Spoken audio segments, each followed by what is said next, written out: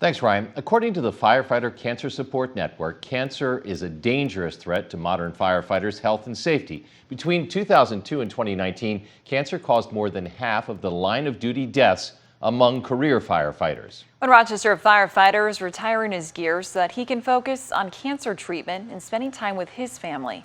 KMT News 3's Annalise Johnson has his story. After 25 years with the Rochester Fire Department, Captain Solseth is beginning his retirement this week. This is the last transmission of Captain Chuck Solseth in the Rochester Fire Department. It's the adventure, teamwork, and helping people on their worst days that Captain Chuck Solseth has enjoyed most about his career. Camaraderie with my firefighters, the jokes, the practical jokes, the daily living, that's what I cherish the most. He intended to retire in a few years, but an esophageal cancer diagnosis in June sped up those plans. The doctor gave me the endoscope, took one look down there and said it's most likely cancer, and that's where it all started. He and his care team thought he may be able to return to work after having a surgery, but were thrown a curveball. The day before my surgery, they did a pre-cancer screen and found more cancer on my hip bone and in my liver. So now I went from stage 3 to basically stage 4. And that changed everything. Firefighters have a 9% higher risk of being diagnosed with cancer than the general population, according to the Firefighter Cancer Support Network. The chemicals and carcinogens crews are exposed to are as dangerous as the flames they're putting out. It's pretty obvious when you have heat and flames, coming at you. There's things you can do to adjust it, but you really don't see the cancer coming at you till it's too late.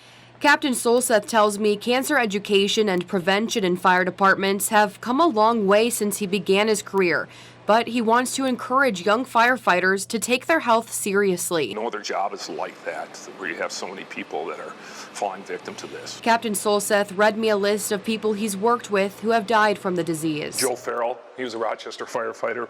I got hired with him. Steve Wiest, Brett Henderson, Brian Staska, Phil Bulow, Tom Molitek, Phil Slingoff, Rick Schofield. These are all people that I fought fire with, and they've all died of cancer. They left their families and moved on. Every one of them I've had coffee with, rode on trucks with, and I'd say, what got them that didn't get me? Well, it did get me.